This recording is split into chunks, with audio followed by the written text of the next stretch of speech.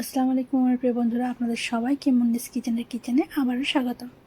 রবিবার মানে মাটন, তাই আজকে আমি মাটন কারির রেসিপি শেয়ার করছি। প্রথমে এখানে আমি নিয়ে নিয়েছি 1.5 কিলো মাটনটাকে ধুয়ে জল ঝরিয়ে পরিষ্কার করে নিয়েছি। তারপরে আমি দিয়ে দিচ্ছি টক দই, রিং করে রাখা পেঁয়াজ, কাঁচা লঙ্কা বাটা, আদা রসুন বাটা, স্বাদ মতো লবণ, অল্প একটু হলুদ গুঁড়ো, লঙ্কার গুঁড়ো, সাদা তেল, সবগুলো দিয়ে খুব ভালোভাবে ম্যারিনেট করে রেখে দেবো 1.5 ঘন্টা। আমি 1.5 ঘন্টা রেখেছিলাম। আপনাদের সময় থাকলে 2 ঘন্টাও রাখতে পারেন, আবার সময় না থাকলে ম্যারিনেট করার সঙ্গে সঙ্গে রান্নাটা করেও ফেলতে পারেন। যেটাতে আপনাদের সুবিধা হবে সেটাই করে নেবেন। যেমন আমি করি, যখন যেরকম সময় থাকে সেরকমভাবে রান্নাটা করে ফেলি। ভালোভাবে কিন্তু ম্যারিনেটটা করে নিতে হবে, যাতে সব মাংসর মধ্যে মশলাগুলো সমানভাবে চলে যায়। তারপরে কড়াইয়ের মধ্যে সর্ষের তেল দিয়ে, সর্ষের তেলটা গরম হয়ে যাওয়ার পরে দুটো তেজপাতা দিয়ে স্লাইস করে রাখা পেঁয়াজ দিয়ে দেবো। খুব ভালোভাবে নাড়াচাড়া করার পরে গোল্ডেন ব্রাউন করে পেঁয়াজটাকে একটু ভেজে নেব। পেঁয়াজটা আমার গোল্ডেন ব্রাউন করে ভাজা হয়ে গেছে। এখানে দিয়ে দেবো 8 চামচ মতো আদা রসুন বাটা। যেহেতু ম্যারিনেট করার সময় আমি পর্যাপ্ত পরিমাণে দিয়েছি, তার থেকে একটু কম দিয়েছিলাম যাতে কষানোর সময় আমি এগুলো দিতে পারি। তারপরে দিয়ে দেবো লঙ্কার গুঁড়ো, আর দিয়ে দেবো অল্প একটু হলুদ গুঁড়ো, আর লবণ, ধনে গুঁড়ো। লবণটা যেহেতু ম্যারিনেট করার সময় দিয়েছি, আপনারা যদি ওই টাইমে বেশি দিয়ে দেন তাহলে এখানে দেওয়ার দরকার নেই। আমি ওখানে অল্প দিয়েছিলাম বলে আমি আবার মশলা কষানোর সময় দিচ্ছি। আর মশলা কষানোর সময় লবণটা আমি একটু দিই যাতে পেঁয়াজগুলো, মশলাটা সবটা একটু নরম হয়ে যায়। এবার আমি দিয়ে দেবো অল্প একটু গরম জল।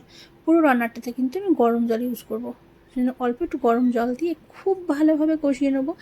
যখন তেলটা ছেড়ে আসবে তখন কিন্তু আমি ম্যারিনেট করে রাখা মাটনটাকে দিয়ে খুব ভালোভাবে হাই ফ্লেমে কিছুক্ষণ কষিয়ে নেব।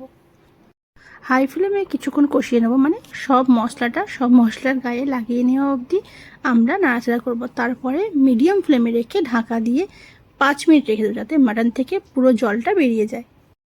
5 মিনিট পর ঢাকনা খুলে দেখে নিচ্ছি, দেখুন মাটন থেকে কতটা জল ছেড়ে দিয়েছে। আমি কিন্তু এতটুকু আর জল দিইনি। এবার আমি দিয়ে দেবো 1 চামচ মতো মিট মশলা। তারপরে হাই ফ্লেমে রেখে খুব ভালোভাবে মাটনটাকে কষিয়ে নেব।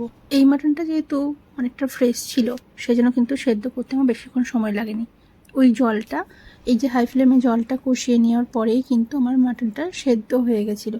যদি দেখেন আপনাদের মাটনটা ফ্রিজে ছিল, তো সেই ক্ষেত্রে বের করে রান্না করছেন, ওই সময় কিন্তু সেদ্ধ হতে টাইম লাগে। তো হয় আপনারা প্রেশার কুকার ইউজ করবেন, আর যারা প্রেশার কুকার ইউজ করতে পছন্দ করেন না, আমার মতো আমি প্রেশার কুকার ইউজ করতে পছন্দ করি না মাংস রান্নার ক্ষেত্রে, তো তখন আপনারা কি করবেন, এই যে জলটার সঙ্গে অল্প একটু গরম জল দিয়ে প্রায় 15-20 মিনিট মতো লো ফ্লেমে রেখে দেবেন। তাহলে কিন্তু দেখবেন জলটা শুকিয়ে আসছে আর মাটনটাও সেদ্ধ হয়ে যাবে খুব ভালোভাবে।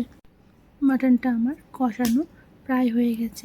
খুব ভালোভাবে কষিয়ে নেব যতক্ষণ না একটুটুকু জল থাকে। জলটা পুরোটাই শুকিয়ে দেবো, তারপরে কিন্তু আমরা গরম জল ইউজ করব। এই কষানো মাটন হচ্ছে আর বাড়ির সবাই খাবে না তা তো আর হতে পারে না। মনে হয় সবার বাড়িতে এরকম হয়, মাটন কষাতে কষাতে কিন্তু 2-4 পিস খাওয়া হয়েই যায়। বাড়ির সবার ডিমান্ডটাকে মাটন কষানো হলে কিন্তু 2-4 পিস তুলে রাখতেই হবে। তারপরে দিয়ে দেবো গরম জল দিয়ে হাই ফ্লেমে কিছুক্ষণ ফুটিয়ে লো ফ্লেমে রেখে দেবো 5 মিনিট মতো।